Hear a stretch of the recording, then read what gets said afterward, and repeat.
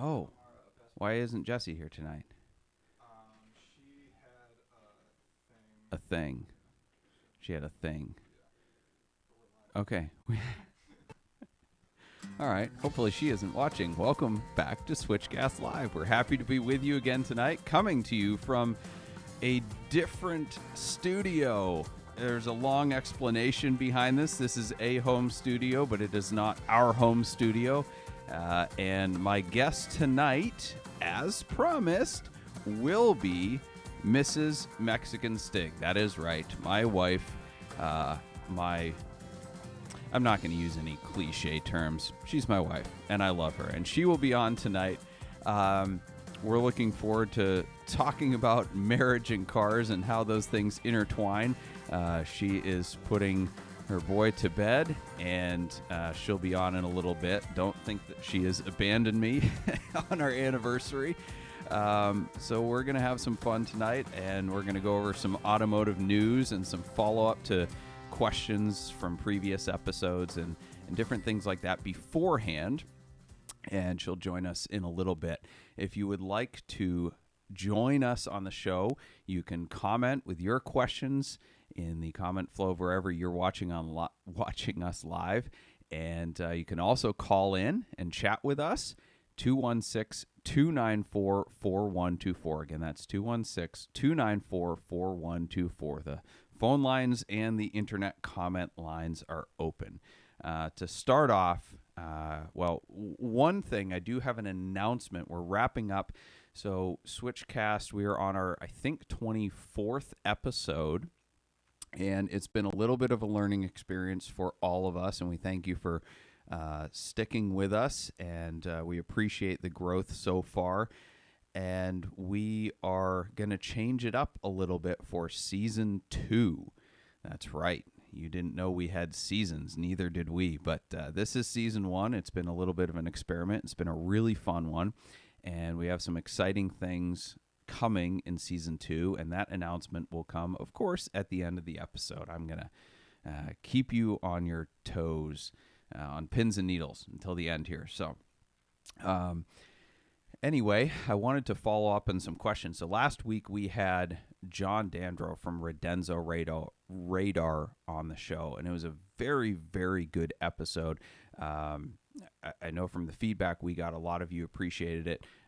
Some of the stuff was a little bit over my head. John is a really, really smart guy, and even though I use radar detectors and definitely exploit their capabilities to the fullest, there's a lot of things I don't know about them. And that's actually why I like some of the more intuitive radar detectors. But a good question we got after the episode was from JD on YouTube. And he said, because I am vehemently against the Valentine 1 radar detector because they don't have GPS lockout. So his question was, I don't get the hate for lack of GPS lockout when you're saying it's for Cannonball. You don't have all of those spots locked out across the country, so the GPS doesn't provide any additional benefit. Also, wouldn't you be running JBV1, which is an app, or Highway Radar, another app, anyways, when going for a Cannonball record? If so, the V1 can integrate and do everything you need it to do. Those are both very good questions. I'm going to tackle them one at a time. So the GPS lockout, when it's for a Cannonball, you don't have those spots locked out across the country, so the GPS doesn't provide any additional benefit. It's actually false. The Escort Max 360 that I used, I've done multiple cross-country runs with that detector. That detector probably has 100,000 miles across the United States and a ton of GPS signals stored in the system. So for those of you that don't know, GPS lockout is a feature that the radar detectors have GPS built in, and when you pass a certain spot, it recognizes a frequency, and you can either manually mark it out, or after the second or third time, depending on the detector, it will automatically lock it out. So the next time you pass that place with a false signal, it recognizes the frequency and the location, and you will no longer get a notification. I think this is very important with how much basically just false signals and radar scatter there is. from road construction signs, from traffic lights, from all sorts of sensors. And a lot of them are stationary, so the GPS lockout is very important. Mike Valentine is not a fan of GPS lockout. His reasoning is really dumb, in my opinion. So he says that, well, if you go across, if you pass that spot where there's the same signal, but you happen to pass that same spot and there's a cop there, a real cop, that's shooting at the same frequency as that fault signal, then your detector will also lock it out. One, that's not true. Two, the odds of that happening are just like astronomically small.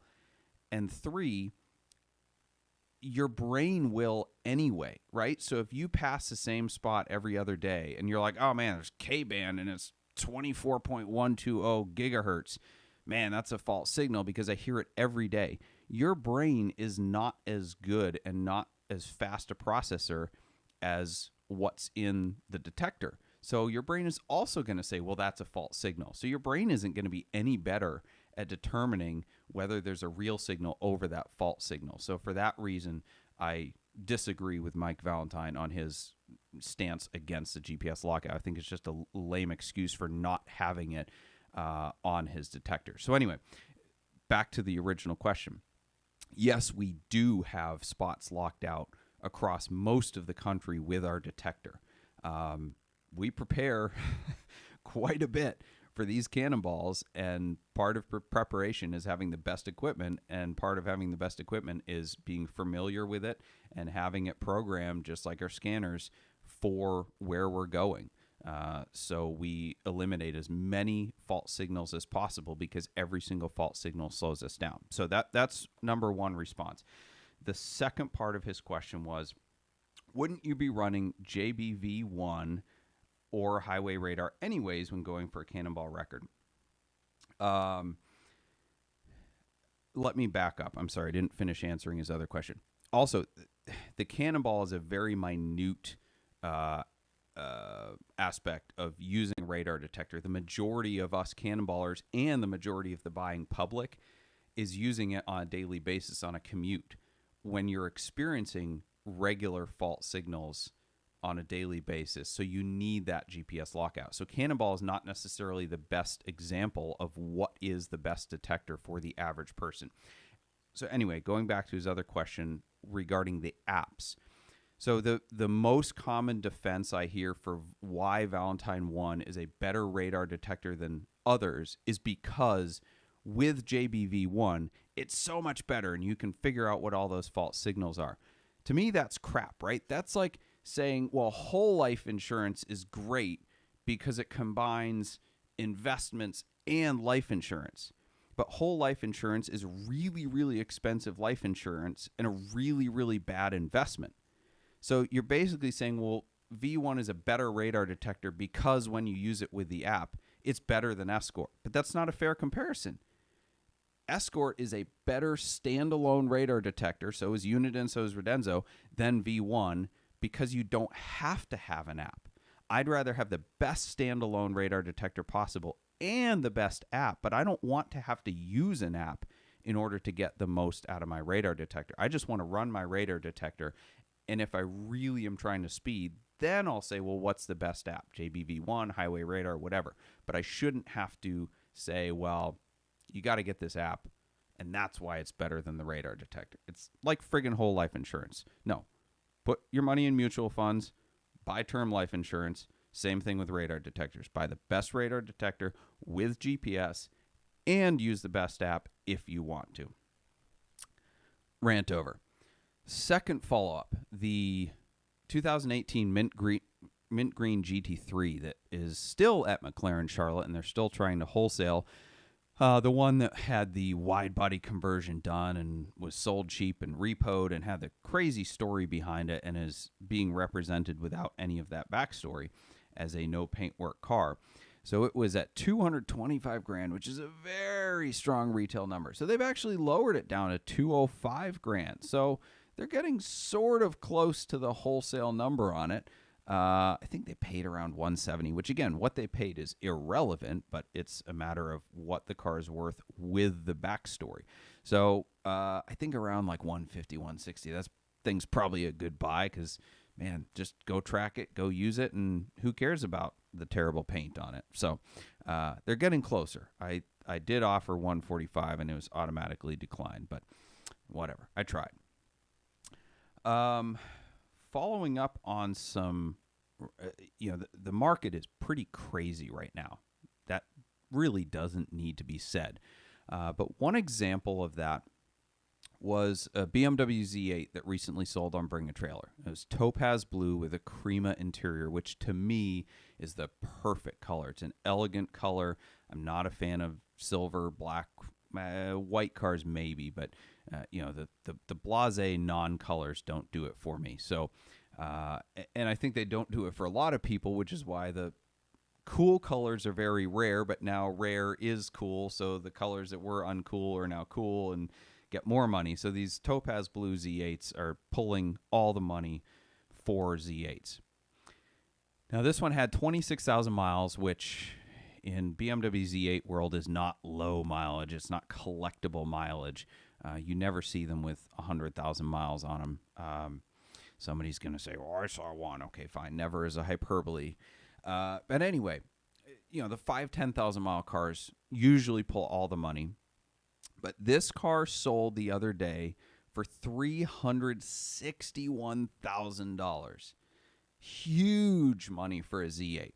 Now, do I think they're worth it? Absolutely. The BMW 507, which is basically what the Z8 styling was based on, are selling for well into seven figures now.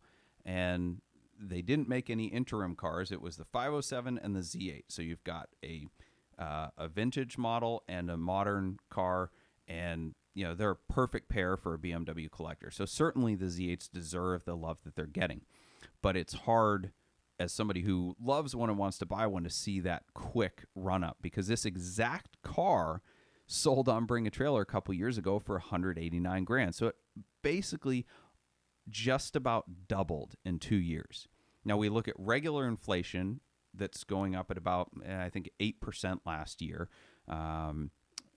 And you've got home prices, which are going up 20 to 40% in the last couple years. The average used car price has gone up 30 to 40%. So this car has vastly outperformed the market, as a number of other collectible cars will. And I've said on here a number of times, and I've preached for years, that cars are not investments. And you'd say, "Well, Doug, you're an idiot. That guy doubled his money."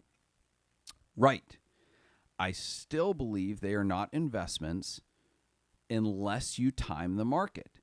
And timing the market is not a good investment strategy. It works for a very few amount of people, even in investing, right? So 80% of day traders lose money in the stock market. 80%. And stocks always, not all stocks, but stocks historically go up in value. Cars historically go down in value. So what makes people think like, "Oh, I'm going to day trade cars. I'm going to have a better success rate with something that goes down in value historically than people have with something that goes up in value?" Like, it's just not a good recipe to try to time the market. Does it work out sometimes? Sure. Does it work out fantastically when it works? Sure. But when it doesn't work, it also doesn't work out fantastically. Now, many of you know I listen to the Dave Ramsey show because it's entertaining and it's good financial advice. I'm not a Calvinist because I believe in election. I'm not a Dave Ramsey gospel person just because I believe in his principles. But anyway, I do enjoy his show. Don't hold that against me.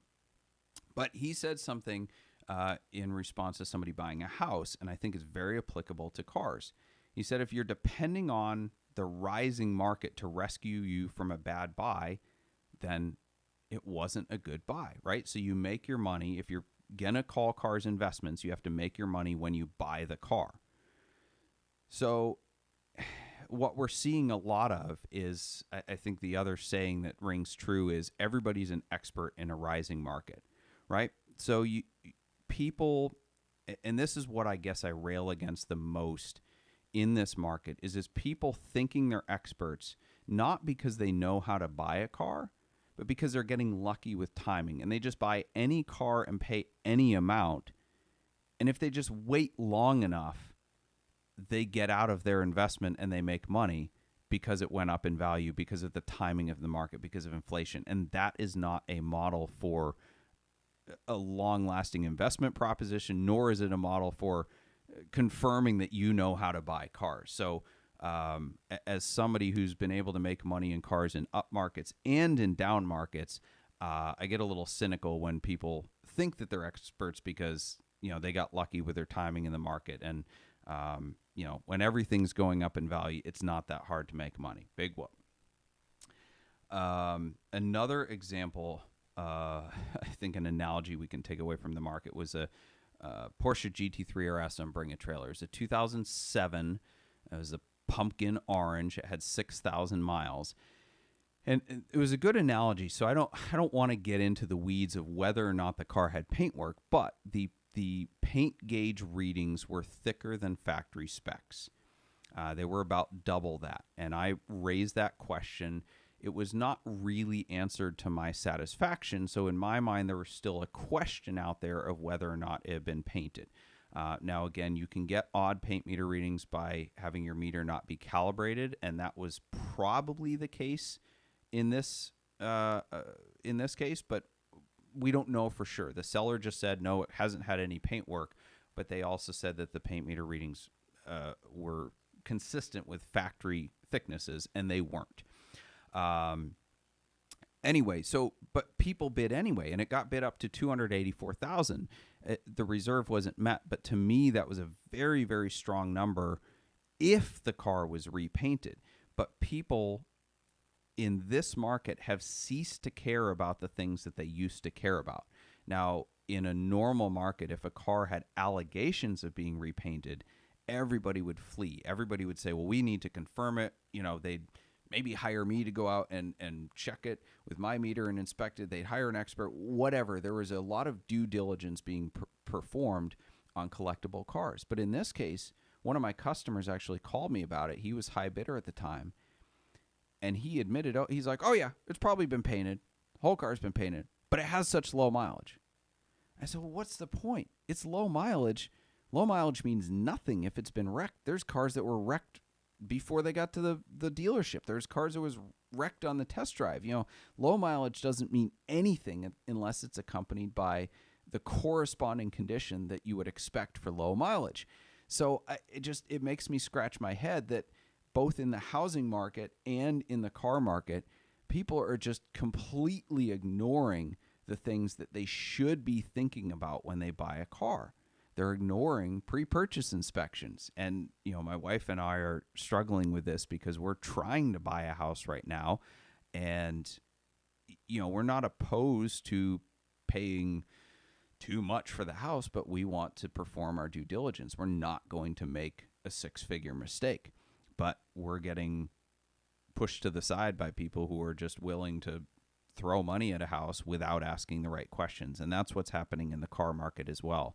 And it's a little frustrating as somebody who prides themselves on transparency and providing the proper information to customers. And even, the service I provide with GT Vault is vetting these cars for people, and people don't even care anymore if they're vetted. They're just like, it doesn't matter. It'll keep going up in value, which, there's going to be a lot of people left holding the bag if the values recede and people start asking the right questions, because a lot of people are overpaying and have overpaid for the wrong cars and cars with stories. But this phenomenon is getting so crazy. One illustration of it is a broker that I work with, and I don't like brokers typically, but this is one of the few good ones.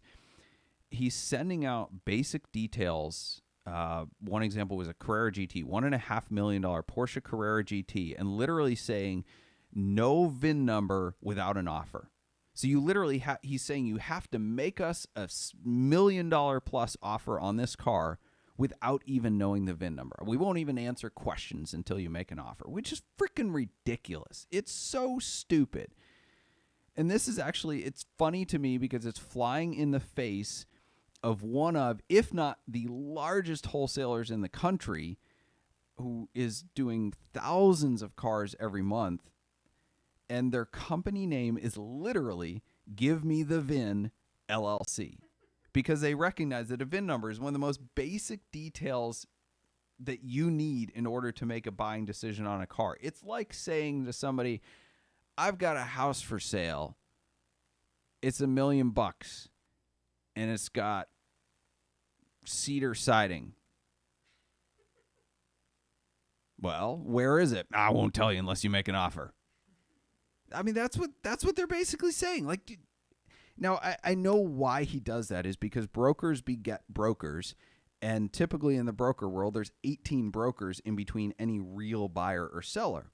And the way that you regulate that is not to give them the VIN, because if they don't have the VIN, they don't have the real access to the car.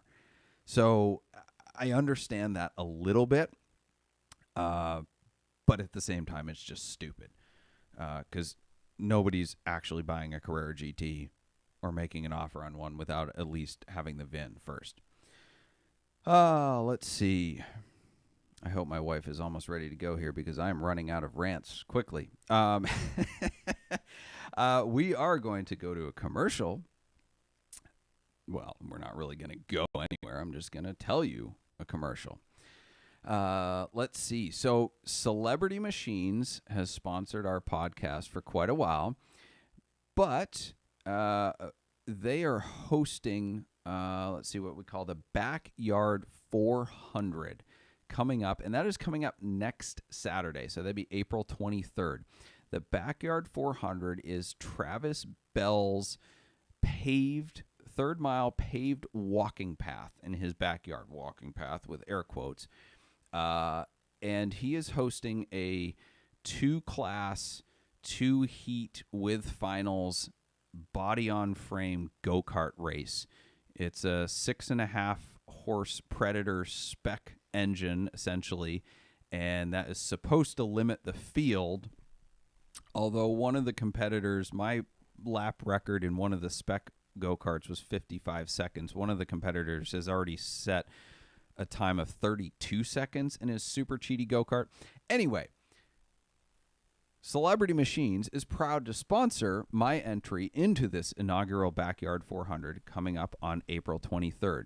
And SwitchCast, who sponsors and streams our SwitchCast podcast, so much casting going on here, they are also going to stream the Backyard 400. So you can watch it live. You can watch the mayhem. I'm pretty sure that people are going to get hurt because there's no roll bar rule, but we'll leave that to Travis and his attorneys to figure out. So anyway, it's going to be absolutely crazy, probably akin to the craziness of the Freedom Factory's Freedom 500 with the Crown Vics. But anyway, so I have an Oldsmobile Aerotech that's being built right now, and I will be competing for the grand prize, which is a Chevrolet Camaro Z24 convertible, which if I win, I'm going to drive it straight to Radwood. So anyway, thank you, Celebrity Machines, for the sponsorship. And if you want to thank them as well, you can go to celebritymachines.com and enter discount code SwitchCast to get yourself a commemorative license plate. So again, April 23rd, tune in to watch the Backyard 400 courtesy of Celebrity Machines. Now again, my wife is going to be joining us shortly. You may call in 216-294-4124 to ask either of us a question, or you can post your questions in the comment flow of wherever you are watching live. So, to introduce my wife, what? That Justin is not my wife. We have questions. Are they for my wife or for me? General car questions. Okay, fine. We'll take those, then I'll introduce my wife. Go ahead with the questions. All right. First of all, good to know I'm not your wife. Well, he was pointing at you. I know. Ethan. All right. First, a sound effect for the questions. I think we need sound effects. Is that good? Ooh, that's a good one. Yeah, I like that. Yeah. All right. What's the sound effect of turning the air conditioning on? Yeah. It's pretty warm up here. I know. Of course, it gets warm finally. It's usually freezing. Yeah. All right. Good for the equipment, but otherwise. All right. This was a question. Which equipment? Yeah. This equipment is all I'm concerned about. Yeah. Yours is fine. All right. That's what she Oh, said. I knew that was coming. Okay. Oh, here we are. Brought this. Muhammad Al-Sahali has a question for you. He says, my dream car is a Ferrari 599 GTO. What do you think about the ownership of these days after it's shot in price? I'm not sure what question he's asking. I don't know how the ownership is related to the price. The ownership experience shouldn't change depending on how much you paid for it. It's just a matter of whether or not you can afford it. I know in some sense that people are scared to drive their cars because they go up too much in value, and that's understandable. But again, if you can afford it, you should own it. It is a fantastic car. I guess I won't speak to the market value. Everything's gone up in value, but it's one of my favorite modern Ferraris they made, and that's saying a lot because I like stick shift cars, and they don't make it in a stick. So I think it's a fantastic dream, and I'd go for it. All right, next question and next sound effect. There we go. This one is from Henry Collins. He says, what would paint protection film also add thickness on the reading? Yes. Now, that's an interesting point because they said there was paint protection film. Again, this is going back to the GT3 RS and Bring a Trailer. There was paint protection film on the front valence of the car. And there's an adjustment factor. Paint protection film adds about 6 to 8 thousandths of an inch. Now, that's measured, they call it mils. MIL is the unit that's displayed on the paint meter. So even with the paint protection film, it was still reading 50 to 100% too high. So both on the panels that didn't have it and on the panels that did, they were all too high. Now, when I pushed the question to the seller, their response was, oh, it has paint protection film. But earlier they said it was only on the front, and I'm like, that's not a real answer. That's not addressing the question of why are the readings all high all across the car. So yes, that can skew it, and a lot of sellers will actually use the film as an excuse to not even take readings or say that they're not reliable, but they are, because consistently across the board, paint protection film is 6 to 8 mils, period. So if factory thickness is supposed to be 5 mils, it has paint protection film on it, then it's like 10 to 12. And if you see a 20 on a car with paint protection film, that's a red flag. Just like if you saw a 10 or a 12 on a car without film, that's a red flag. But again, you need to know what type of car you're metering. You need to know the baseline readings for that car. You need to make sure your meter's calibrated. All these different things before you just live and die by a paint meter. So it's a good tool. You have to know how to use it, and you have to understand what you're measuring before you just go off of the readings. So people do put too much trust in them. They are a great tool. All right, next question. This is from Mark Nojam. How's the 987 Cayman market these days? Stable as it always has been. That 987 Caymans as a dealer were always one of the easiest cars to sell. And I'm talking like the last 10 years because they always sat in such a good price point. And they've kind of vacillated between 25 and 40 grand in the last 10 years. And they're really, really good cars. And people understand that. They're a great car for the money. So anytime you get one at not any price point, but any reasonable price point, they just sell because people like them and they're great cars. So it's, same as everything. They're up, but they're not collectibles. So they never will be. But yeah, if you find a good one, to buy it.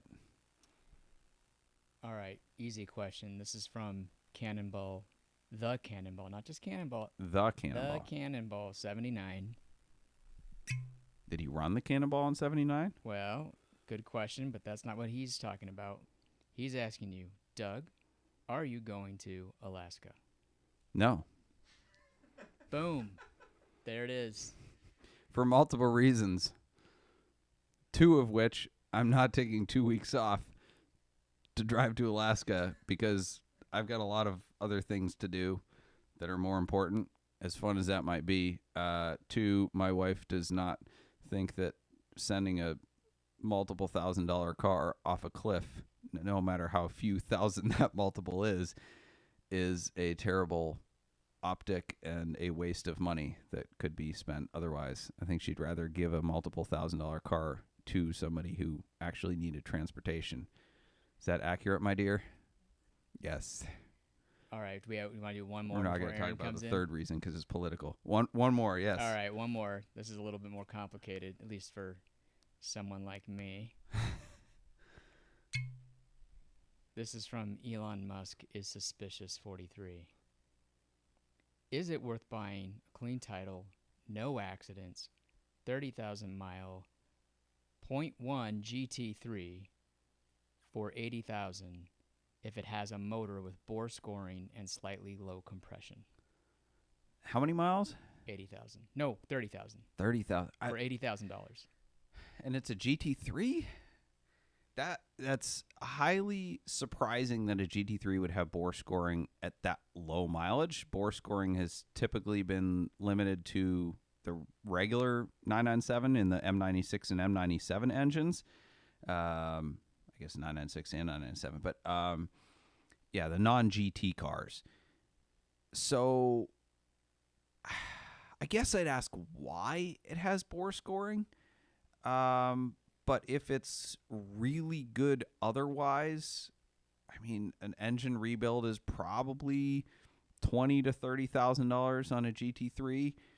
So if you buy it for 80, you're in at 110, and you have a fresh engine, and it's relatively low mileage. And if it's a clean Carfax, clean history, like that car hasn't been abused. But again, I'd ask why the engine is bore scored. If it's just a fluke, then fine. If it's a good car otherwise, is it because the guy beat the ever-loving piss out of it and every other part on the car is worn out too?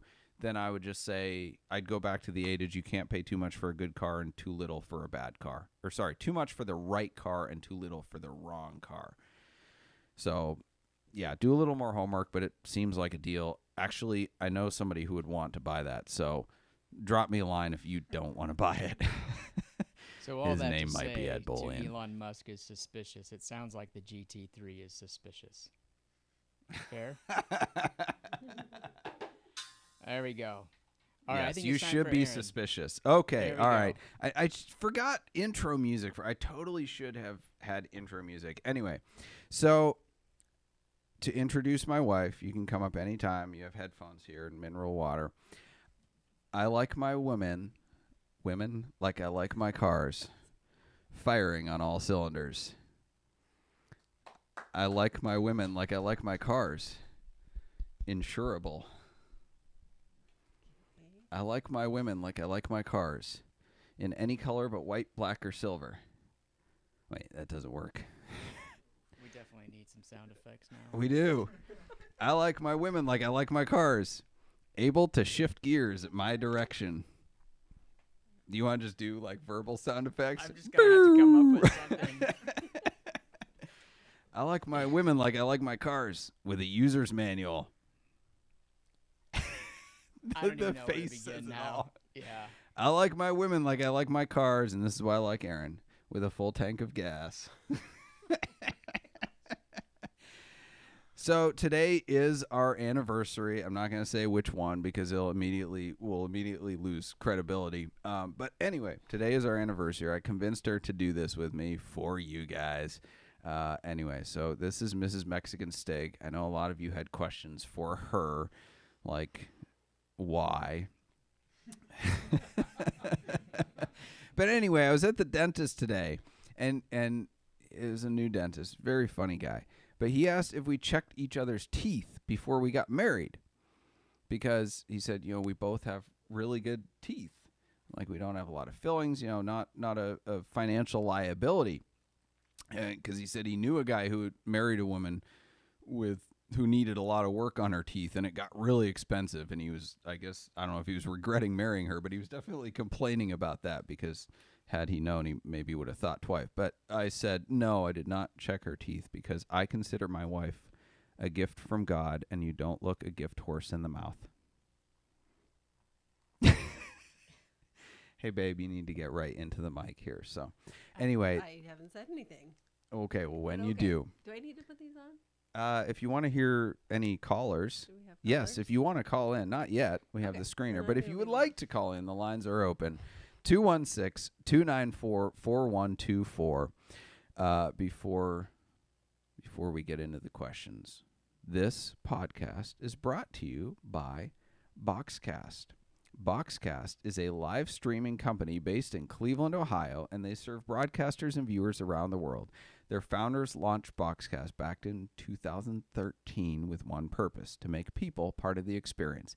If you're looking to live stream your podcast, church service, car show, sporting event, wedding, or even your backyard 400, BoxCast is an easy, flexible live streaming platform for organizations. BoxCast is so easy to use, we're broadcasting this show with a phone. Head over to switchcars.com/BoxCast for your free trial. Well, Erin, thank you for joining me on the show tonight. Am I going to pay for Chester's this joining later? us, too. Chester's joining us, yeah. Yeah, well, I'm happy you agreed to this, and we have some questions. First, Clock is ticking. the clock is ticking. Okay, well, not that fast. We've got all the time in the world. The one news story I did not get to that I wanted to hear your opinion on. I'm not a huge fan of crypto or NFTs. I don't even know what NFTs. No, I do know what NFTs stand for, but I think they're like digital beanie babies. But anyway, RM Sotheby's, a highly reputable auction company, is auctioning off the last Lamborghini Aventador that will be produced. Now, with that comes a one-of-one NFT. I think they're all one-of-one. Big whoop-de-doo. Let's see. This will be the world's first one-of-one NFT ever to be auctioned with a physical super sports car. It is the ultimate and unrivaled collaboration between automobile Lamborghini and iconic creators Krista Kim and Steve Aoki, an Invent Group. They missed a vowel there. I guess that's part of their iconic creation. Krista Kim created the visual artwork for the NFT digital companion. Her signature gradients will also appear on the livery and interior trim of this one-of-a-kind physical car. It's like a new art car, except, yeah, weird. It's accompanied by digital art. I don't know. Maybe I'm being too hard on it. The BMW art cars of the past were a very, very big deal and very cool and went for a lot of money. But it was a real car that somebody painted on. Let's see. Oh, Steve Aoki created the bespoke track for the NFT. I guess these digital things come with some music that go with them. Yeah, an exclusive soundtrack for the physical car. So I guess when you drive the car, you have to listen to the NFT track. That sounds kind of dumb. The buyer will gain access to VIP utilities, including exclusive virtual previews of future limited edition Lamborghini models, a private tour of the Museo Lamborghini. That's kind of cool. I like this. Oh, the buyer will own the digital replica Glb file of the Lamborghini Aventador Ultime Coupe, the first Lamborghini car for the metaverse. So can you drive it in the metaverse, or how's this? Is this like Second Life, the game Dwight Schrute played in The Office? Like, is that what the metaverse is? You're asking me. Yeah. I have no idea. Okay. Well, what do you think of a Lamborghini Because I with know it all that the comes stuff with an on NFT? I don't know enough to have an opinion, I think. Okay. Fine. Because I don't know what it is, really. Okay. In a different type of NFT auction, some dude on VinWiki, and I love VinWiki, but this dude blew up a Lamborghini Huracan. Well, he didn't. He helped some other dude. But they made $2 million selling off the pieces as some sort of metaverse NFT thingamajigger. So they blew up this car in the desert. You won't let me send a $2,000 car off a cliff, but these people... I won't let you. You think it's a bad idea. It's a bad optic. I think it's a bad idea. Right. It's not So about these me guys letting blew you. up a $200,000 Lamborghini Huracan. Yeah. and then sold off the pieces to raise funds. Wait, but they didn't even sell the real pieces. They collected all the pieces and digitized them and sold off NFTs of I don't even know the what that pieces. means. They took 3D pictures of these things and sold $2 million worth of Like pictures of a CAD drawings kind yeah of yeah sure deal? Okay. yeah. They sold the pictures of these things. So did they donate the proceeds? No, they used it to fund their next ridiculous project, Oh. which I don't want to know what it is. I what did they do with the car? I mean, They blew it I know up. they blew it up. I'm saying the parts I don't know. that they gathered. I don't know. They're probably going to make some. What they did with the parts could actually probably be cooler because they could make an actual sculpture. Like, I have a lamp made out of a blown up gearbox. It's super cool. Right. So I should make that an NFT and then I could sell it. And nobody would buy it. But they might because Nobody people know it'll be a one of one. Right. And I'll put my digital signature on it and create a soundtrack for it as well. And I'll find a guy with a name that sounds like it's a Japanese steak. Right. To create the soundtrack. No.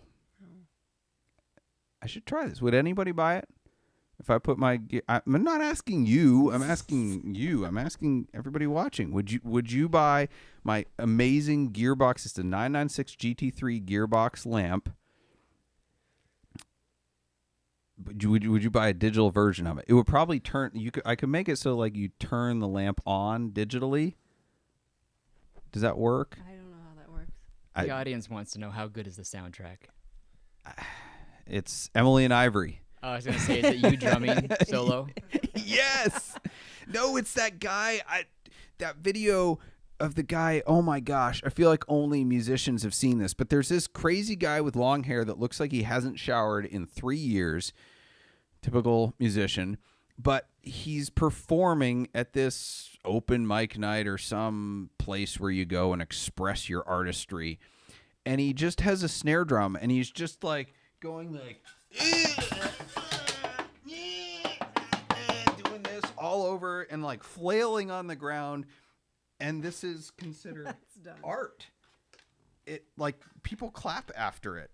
And the YouTube video has millions of views. I mean, I think the YouTube video is making fun of people, but like this is that could be the soundtrack for the gearbox. Is his little I'm having a spasm on a snare drum.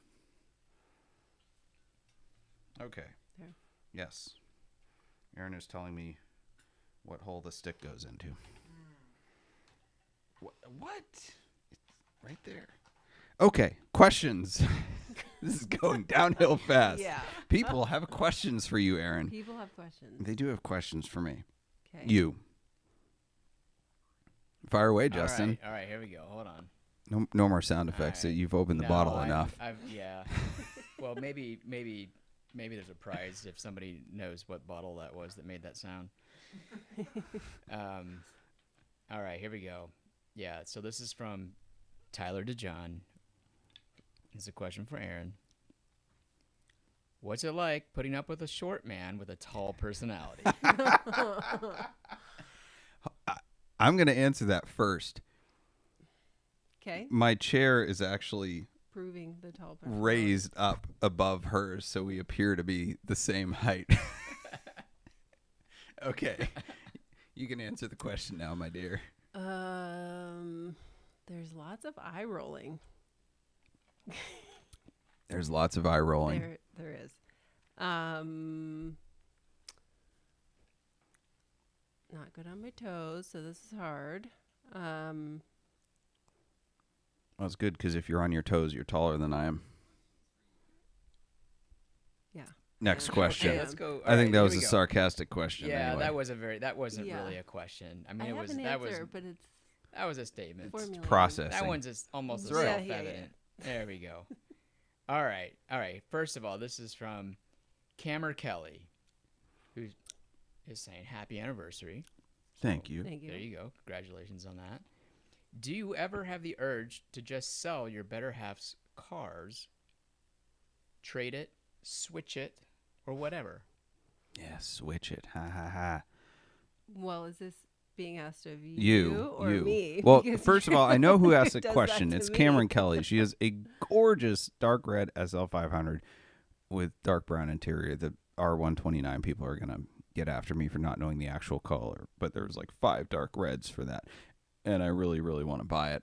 So I'm trying to convince her to switch it. But anyway, Oh. has there ever been a time where you've wanted to trade off one of my vehicles when I'm asleep?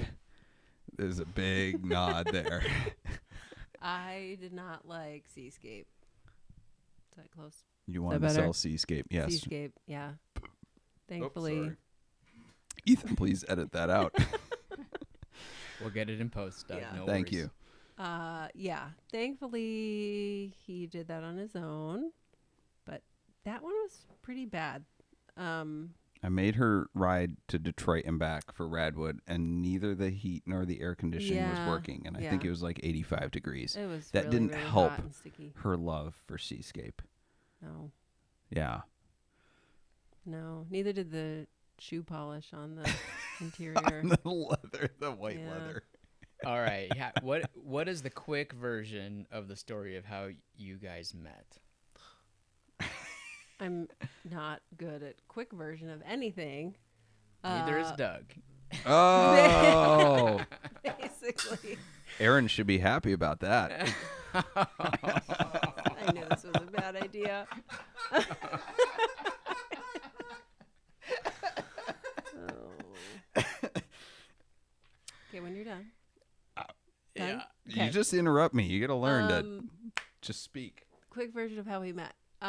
He showed up to help me move because I had asked a group of friends for help, and they came and they brought 2 other people that didn't know who they were helping, and Doug was one of them. I was told that we were going to be done by noon, and that was important because it was a warm day in September, and that means it was a warm Saturday in September, which meant one thing. It was a boating day. So they said, well, there will just be pods in the driveway, and you just have to unload them.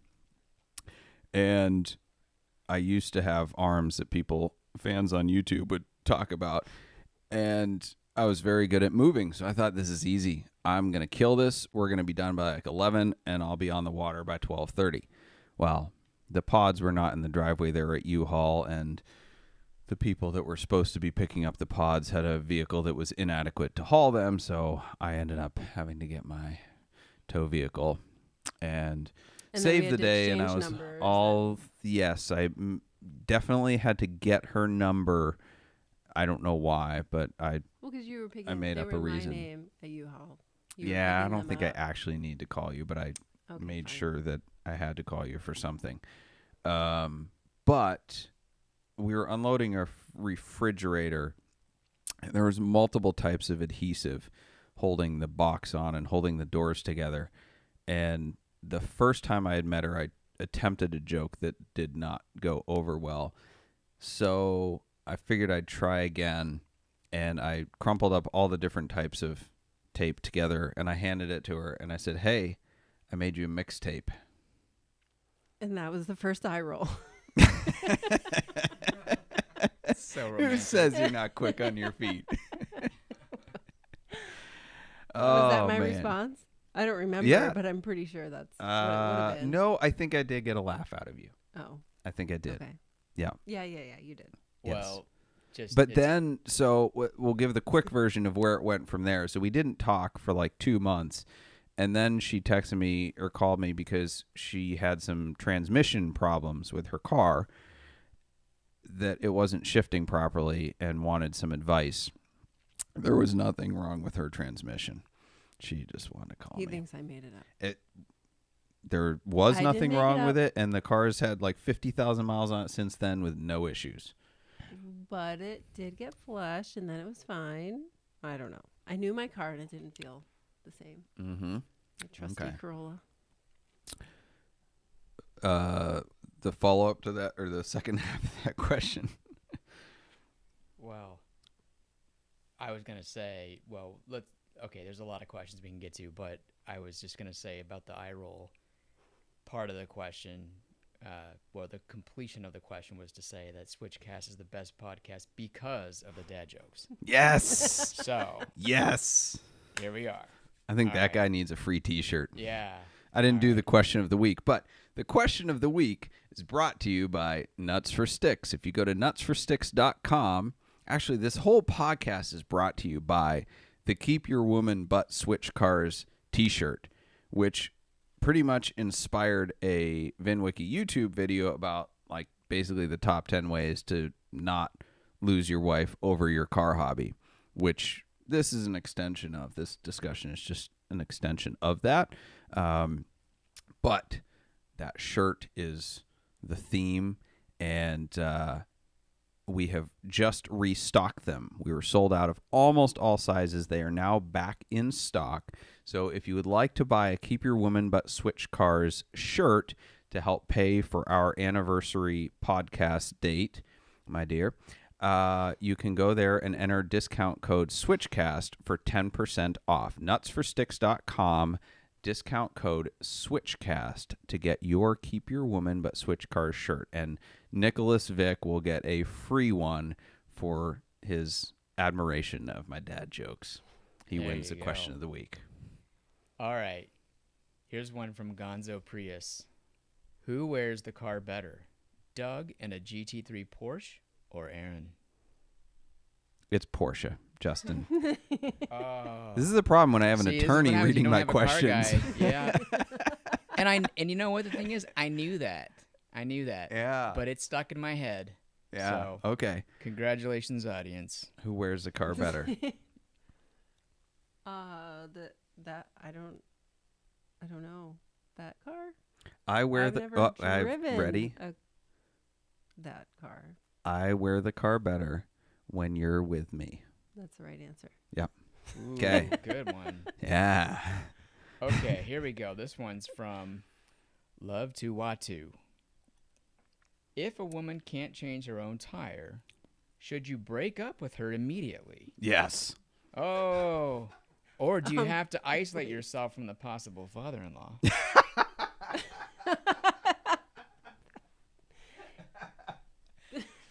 That's. Have I told you my car tire changing story? Well, you haven't told them, so go I'm for pretty it. sure I've told you. I probably forgot it. I do know how to change a tire, but this particular spot where I got a flat was not ideal, and that it was like the only place I could pull over was a gravel lot, and I'm pretty sure it was also sloped. I don't remember the details. Anyway, so I got it jacked up and was trying to get the lug nuts loose, and the car like teetered. Well, it didn't teeter. It just like fell over the jack, and thankfully nothing was under it, but that was a little scary. Yeah. I know how to do it, just not Well, apparently. gravel / an incline. Neither of those are good things when you're Yeah. changing a tire. Well, when you're jacking a car up. So, Right. yeah. I found that out. But- yeah. yeah, I grew up in Maine, if you didn't know that. And at our driver's ed, they taught us how to check the oil and change tires. And they made the girls all like release the lug nuts, so they knew that they could do it, even like the little tiny people.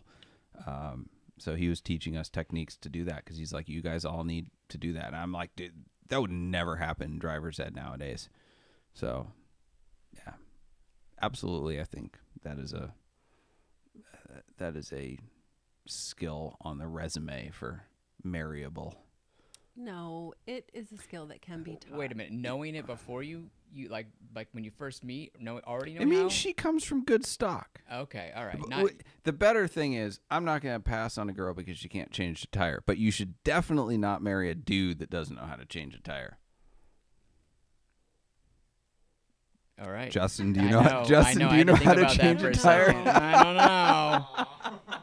know. Truth be told, and as a non-car guy, truth be told, I did change Kelly's tire when we were in high school, and it doesn't matter. Is that a metaphor we wanna or know what? that? Oh my goodness, no. Okay. But we were in an accident in Michigan in the snow, and we were both in high school. It was a very, very long time ago, and I did change the tire. And thank God I did. I ended up marrying that girl, and that's about the only thing I knew how to do on a car. But we got home. That is about the only thing you like need to know Right. Yeah. how to do on a car. Yeah. What? What? You have to be able to jump a car.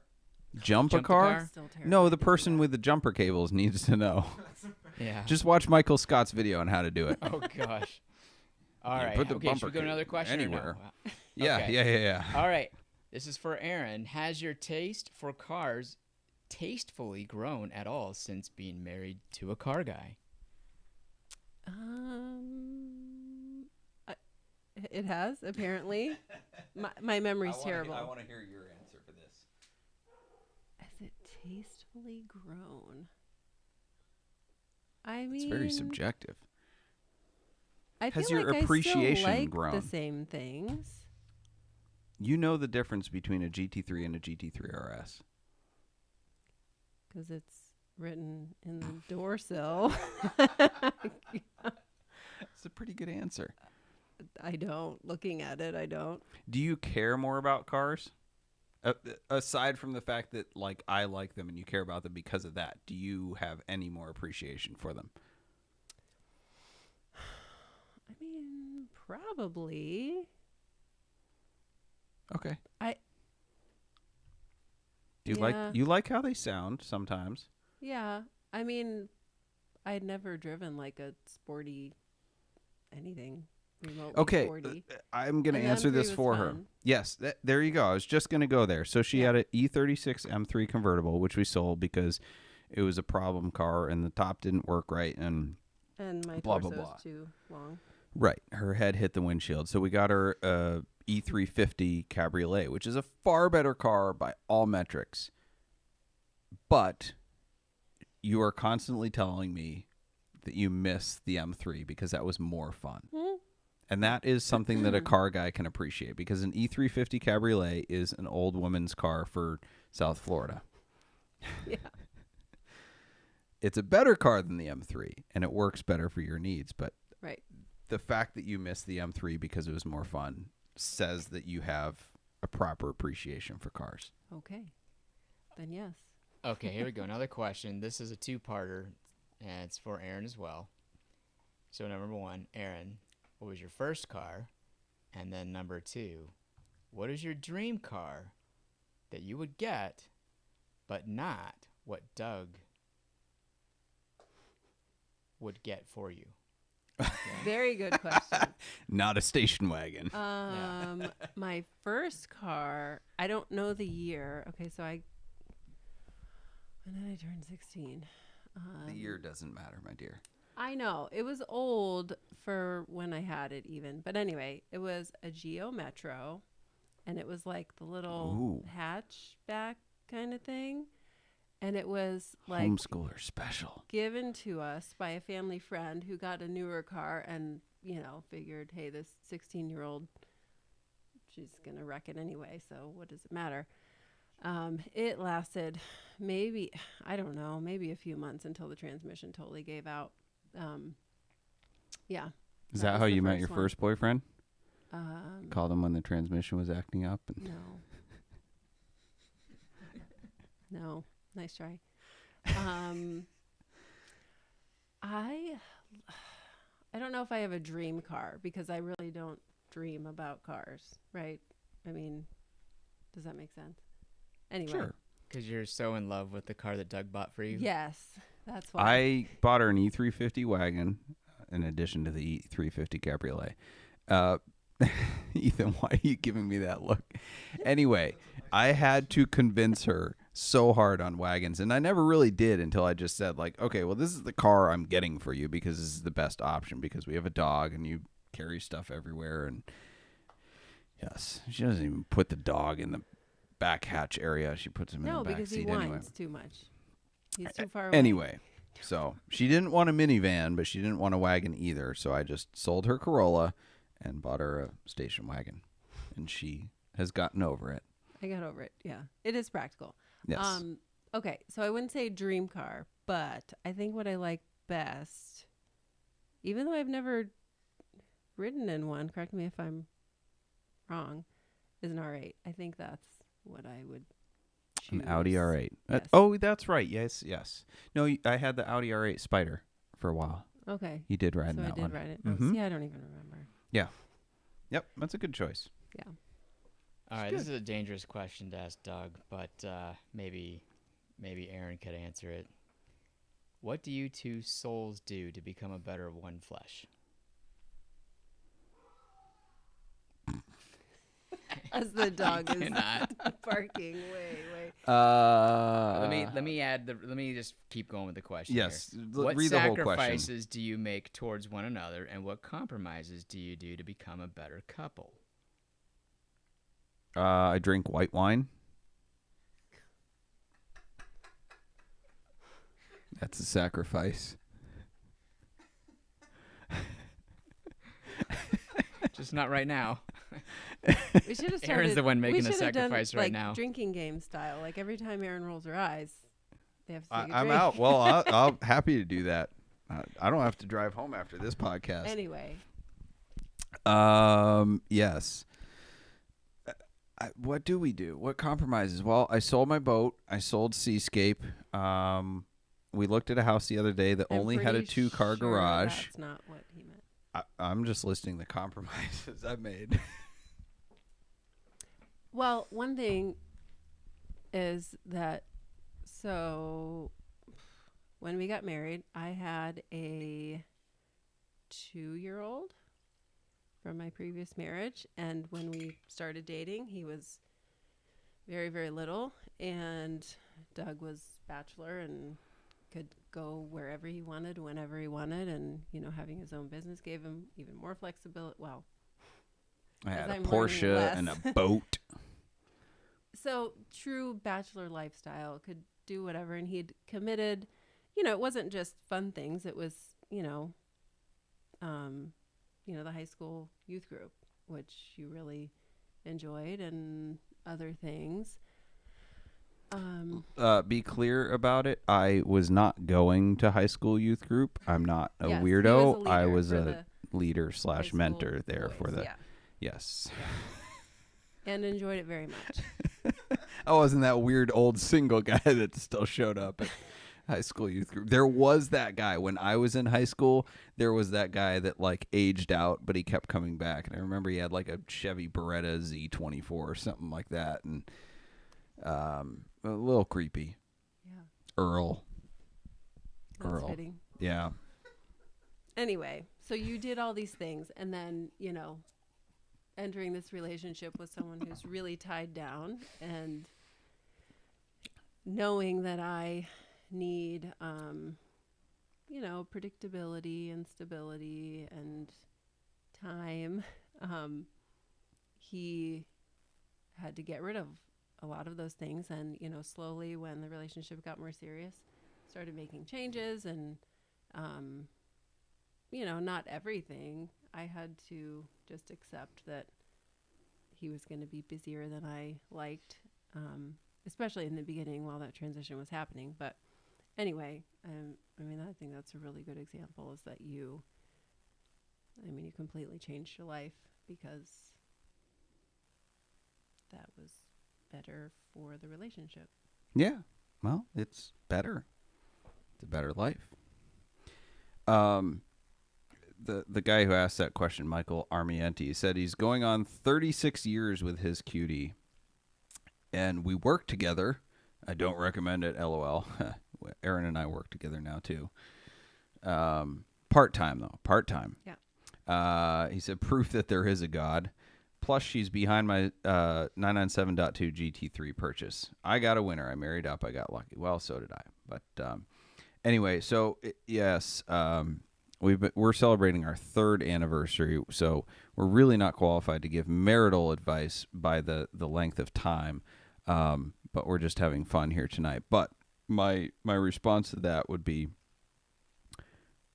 marriage is like a boat. It's not about how long it is, but how well it floats in the storm. Feel free to quote me on that. Yes. Hashtag tag me and quote whatever. Hashtag quote Doug Tabbutt. Anyway, so it's not about how long you've been married. It's about how well your marriage weathers storms. Yeah. So I know people that got divorced after 25 years. Oh. So I don't know. See where we're at in 22. Anyway. All right. Well. Yeah. Okay, here we go. What are Erin's favorite and least favorite moments in a car with Doug behind the wheel? Oh,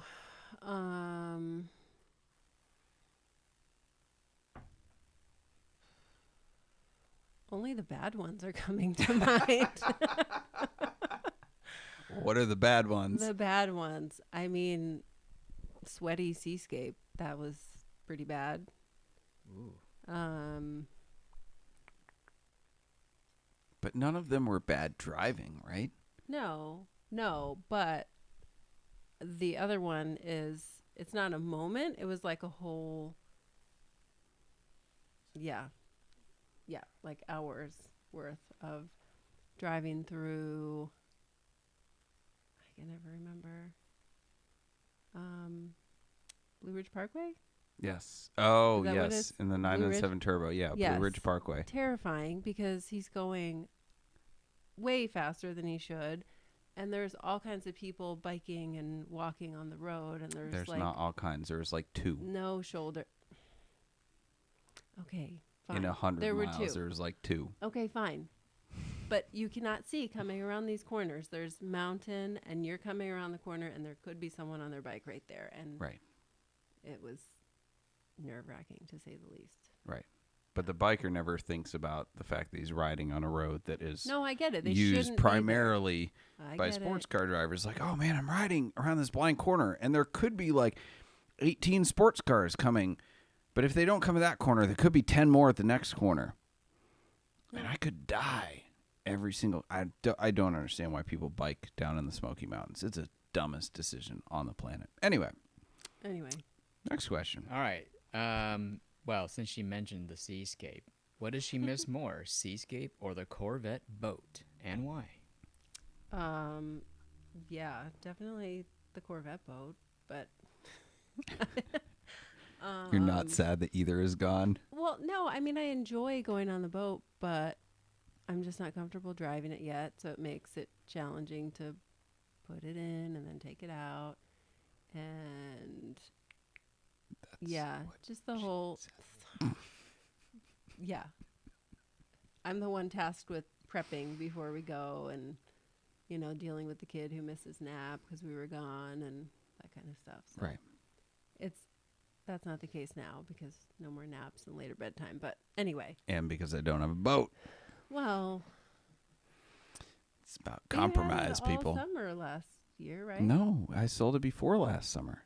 Oh. Right? No, we used it on July 4th. That was the last time we took it out. Okay. So Yep. we had it last summer. Yeah. Yes, we used it twice.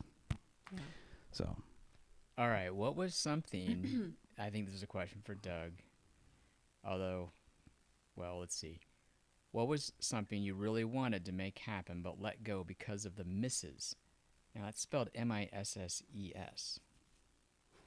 I think it's MISSUS when you're referring to it in a, like, implying a potentially derogatory manner there. But anyway, more cannonballs? Yeah. I mean, there's a lot, and it's not that it was like a ball and chain sense of things of like, oh, well, I really want to do that, but you can't do that because you're out of hall passes or whatever, as much as I joke about the hall pass. But it's just coming to an understanding of what is best for her and for the family. And, do I push the boundaries a little bit? Sure. But, I rarely ask permission for things because I know already what her will is, and if I have to ask permission, I feel like either one, I'm just doing it to because I know she'll say yes and I'm doing it to keep her in the loop, or because I know she'll say no and this is a dumb decision, so I'm really trying to push something. But most of the things, like, I just know, like, okay, this is something I'm not going to do because it's not good for our family. But yeah, I would like to have done more cannonball activities, and would have if I was single, but she doesn't really support those things, so. Well, I think that's a good segue, because I think this is the question of the hour, or the question of the last hour and 10 minutes. Guys would all say find a new girlfriend. What would Erin say?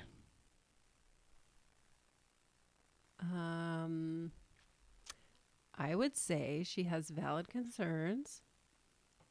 I mean, I can guess what her concerns are. I would say she has valid concerns, and I wouldn't want to be with someone who didn't recognize those valid concerns. So I guess that's the answer. All right. And I don't know how to tell you to recognize them, but they need acknowledged, and Okay.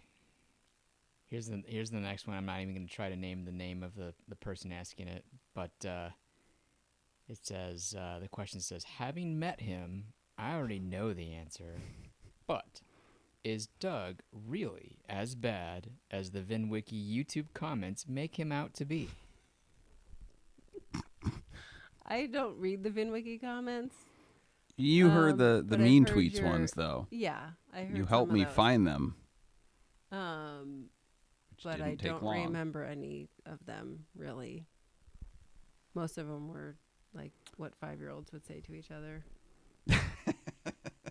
Right? So you don't read them for fun. No. Well, am I as bad? Are you as bad? No. You have this, like, I don't know, VinWiki persona, maybe, if that's the right word.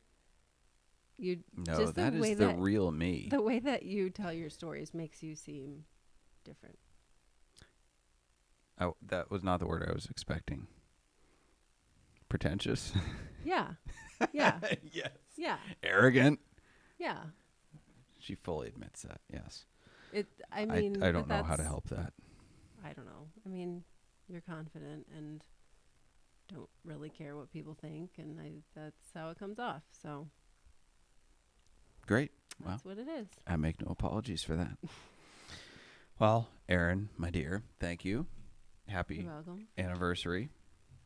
Where can people find you on the internet or follow your business or your automotive shenanigans? Oh, they We good? can't. We're back up. Yeah, We're so back I'm up, sorry we lost yay. some of you on the video feed for a minute. That is not Spectrum this time, but and it's definitely not Boxcast, but for whatever reason, we went down for a minute. But you're back just in time to find out what Erin's Instagram is so you can follow her.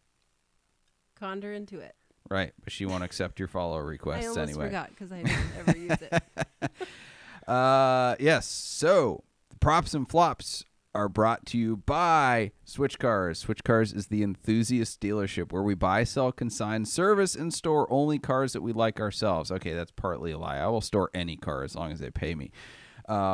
Check out our handpicked inventory at switchcars.com. Yes. Our pick of the week from SwitchCars inventory is a 2001 Honda S2000 in yellow with just 30,000 miles on it, locally owned, long-term ownership, very, very clean, freshly serviced at the Honda dealer, and new tires. Yes, so check that one out. I think we just listed it today. The prop of the week goes to, I'm not even sure who gets the prop, but I just found this freaking hilarious. An empty autonomous car ran from the police in San Francisco. Now, that's a little bit of a grabby headline because it only ran for like 100 feet, but it did not pull over for the cops. And it was initially pulled over because it didn't have its headlights on because, you know, the autonomy doesn't need to see at night because it just knows. But whatever, they're working out the bugs. So there's so many things that we could say about it that were already said already. I think is just friggin' hilarious. People talked about how in the future a highway chase might ensue with these autonomous cars, but I think that will not occur until they make Nissan Altimas autonomous. For those of you not paying attention, go watch any police chase. The car of criminal's choice is the Nissan Altima. So, yes, it would stand to reason that autonomous Nissan Altimas would run from the cops. Shouldn't have to explain that joke, but if you don't live on YouTube watching police chases like I do, you wouldn't know that. The flop of the week. Oh, man. A friend of mine had a deal done on an original owner, very collectible, very low mileage BMW. It was like under 5,000 miles, and it's 30 years old. And it was this guy's pride and joy. He had a deal done, and he wanted to take it on one last drive before it sold, which is never a good idea. And in merging onto the highway, he caused an accident, and there was like a 4-car pileup, and the car got totaled. And the owner did not activate the insurance before he took it for this last drive because it was still in storage. So, yeah, flops on a lot of aspects there. One, friggin' turn on your insurance when you take your car out of storage before you take it out of storage. Or even better, get one of those policies like I think we have that like just it knows you're in storage half the year, but you don't have to call them the day you take it out of storage. It just like prorates you based on the fact that they know it's in storage. 2, we have a rule. We never drive sold cars. We just don't. It is bad juju. Like something's going to happen. A customer of mine, I bought a 360 Challenge Rally from him years and years ago, and he took a guy for a drive before the deal had finalized. I had sent him a deposit for it, and he took this guy for a test drive and totaled the Stradale. So that was super awkward. So yeah, don't go out and drive your car after it's sold. Do it before you've decided to sell it, and then just say, okay, I've divorced myself from the car. It is going at some point. Yeah, just don't kill the deal.